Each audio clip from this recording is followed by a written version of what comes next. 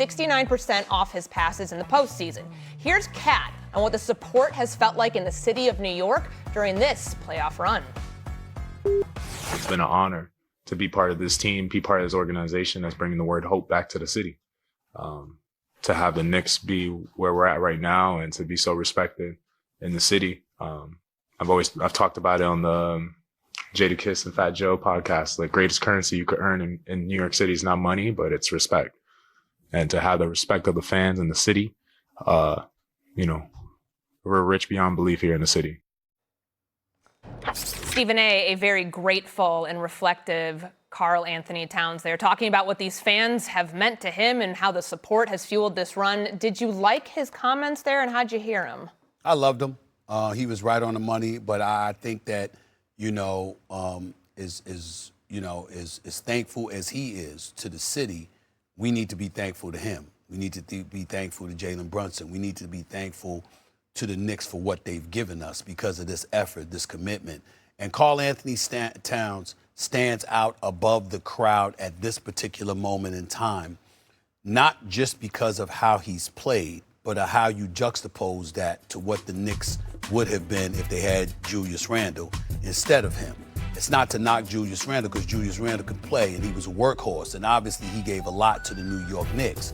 But in the same breath, he wasn't a legit 6'11". He wasn't the long-range sniper that Karl Anthony Towns was, and he certainly wasn't the playmaker and the facilitator that Karl Anthony Towns was. And so because of Karl Anthony Towns and what he's brought to the table, it's really helped Jalen Brunson elevate.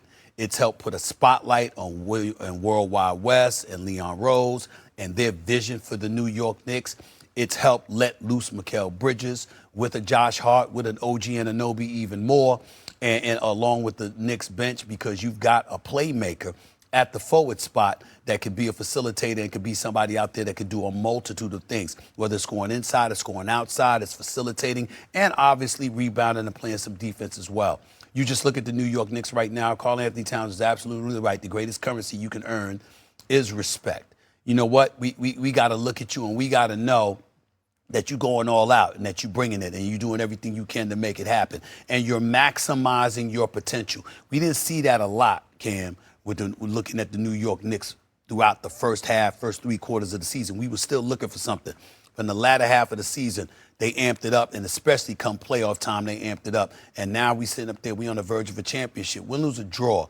This is not 1999 where the Knicks went against the San Antonio Spurs, and you knew there was not a snowball's chance in hell that they could win this series. You didn't have Ewing. You knew they were undersized going up against Tim Duncan and the crew. You knew that. This is more like 1994 when they were going up against Houston and Olajuwon and those boys, where you knew Houston was some bad brothers. You knew Olajuwon was that dude with Jordan in retirement, but you also knew that the New York Knicks had a legitimate chance to win the championship. That's where we're standing out right now, and that's the difference between this moment and every other moment that's existed for the New York Knicks over the previous 31 years. Yeah. You sounded like you was giving Grace at Thanksgiving dinner. You got to give thanks to Karl Anthony That's right. Towns. That's right. You got to give thanks to Jalen Brunson. Got to give it to him. Stephen A., calm down, man. Got to give it thanks to him. him. See, this is what I'm talking about. This is exactly. You're just a Spurs fan. You're just a Spurs fan. That's what that is. Listen, I got to give thanks. Yo, what did they do yet? They have to They're in win the finals. They're in the finals. They're in the finals. Should they been in the finals last year? Well, I mean, they did lose game 1 to Indiana. Tyrese Halliburton, give credit where credit is due. The brother showed up and made life hell for him. Yeah, but should they have been there? They should have been there. After they beat Boston, you know they should have been there. But I like your soliloquy at the beginning. But to agree with Karl Anthony Towns, he's absolutely right. Respect from New Yorkers, and you hearing this Stephen A.'s voice, all jokes aside, that matters more than everything. If you see what's going on outside the Garden, do you see what's happening out there? Yeah. Like, you need to be careful. I'm telling you right now, if you're not a New Yorker and you're not used to it, it's like, I'm just going to go be a tourist and go to the Don't do that. Beware and be careful. So he hit the nail on the head. Respect means everything, because Stephen A. is also right. If the Knicks don't win this year, let me tell you what the New York Knicks fan is going to say. Well, we did get to the championship. Well, we didn't make it in 19 years. Well, we almost went. You see how Stephen A. is already planting the seeds in there just in case it doesn't go down? Just in case. Well, we did make it, so we have to give him credit there no matter what. Finish the job. That's the job. Finish the job, man. But I will say this, Stephen A., this is a great chance for them. My thing is, as far as the Knicks, I think it would have been better. I think it is better for them to play the Spurs. I think it would have been hell for them to play OKC. What people are not paying attention to is that San Antonio is really playing essentially with 4 guards. You can label Castle a forward if you want to. I'm not Castle, pardon me. Vassell or Champagny a forward if you want to. But once you pull Wemby away from the basket, it's hard for them to get rebounds, and I think OG is really the wild card in this series. So I'm excited to see the series, but I do agree with Karl Anthony Towns. Respect is a big currency. I view Mikal Bridges as a wild card in this series because I can depend on OG. I can depend on Cat in some capacity. Of course, Jalen Brunson's going to have his work cut out for him, but I also think he's going to get a few of those cats in some foul trouble, and we got to watch out for that. But De'Aaron Fox could be a key for San Antonio as well because he's more experienced. Obviously, with Stephon Castle, if he were playing the point, then you're looking at 20 turnovers over 2 games like he did in the Western Conference Finals, and that would have been a problem. But I'm looking at the New York Knicks right now. Again, they do have to finish the job now. I mean, we ain't just happy to be here. We trying to win the chip. Right. Ain't no question. That's what I'm at. The 1973, damn it. That's the last time the New York Knicks won a championship. I'm desperate for them to win a championship. Ain't no question about that. Yeah. I'm not happy with them just being here. But I am ecstatic that they're here with a legitimate shot. Like, it's not some foregone conclusion that there's a coronation that's going to take place in San Antonio. You got to go take it.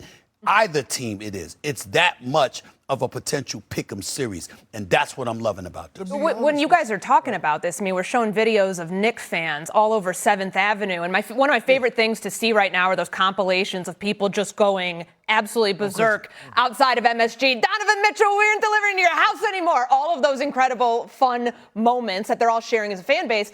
Both of you are from New York, so Cam, I want to start with you. Like, what would a title mean to New York City if they finally get over the hump they were at 27 years ago and they finish the job like you pointed out? I mean, be careful and beware, like I just said, because it's going to be Gotham in the best possible way.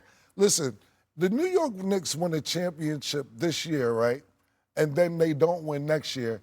It's going to be like, so what? We just won last year. It means everything. We've seen the Yankees win.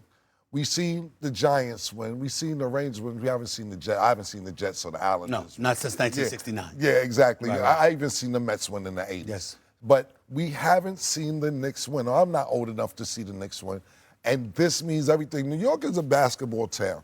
There's not a lot of football organizations running around. It's hard to get 18 players, 18 people to go play baseball. It's a basketball court literally every 4 or 5 blocks. That's right. When you're in the inner city of New York. So a title for New York means everything. You see people that sit here and say that Jalen Brunson, and I'm not arguing with them, I'm just sitting here saying, even Stephen A. Smith wins the title, he's the best Knick ever. Think of all the Knicks that came through. I'm not disagreeing with you. Think of all the Knicks that came through there that didn't get it done this Hall of Fame. When we talk about Patrick Ewing, it's almost like you're going to put Jalen Brunson above Patrick Ewing because all the work that Patrick Ewing put in over them years.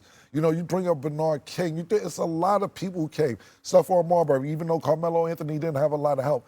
They're willing to put Jalen Brunson number 1. I really can't argue that if he wins them a championship. Let me tell you something right now. The only people that would probably argue are those arguing on behalf of Walt Clyde Frazier. Yeah. And even then, the argument would be that, you know what, look at it. He played with 5 dudes on the all-time 75th anniversary team. Well, you know, Willis Reed and Earl of Pearl Monroe and Dave DeBush and Bill Bradley and those cats. Jalen Brunson ain't got that at his disposal, so you're going to look at it from that standpoint. Then you have to look at the years of ineptitude that the New York Knicks were subjected to. Remember, when they go into the playoffs all the time, that was under the stewardship of Charles Dolan, Daddy. You understand? When James Dolan took over, it has been a moribund franchise. It has been the walking epitome of a disaster. It's been an atrocity that New York has been subjected to since the days Jeff Van Gundy walked out the damn door. So considering all the suffering that New Yorkers have had to endure all of these years, you bring up the park, West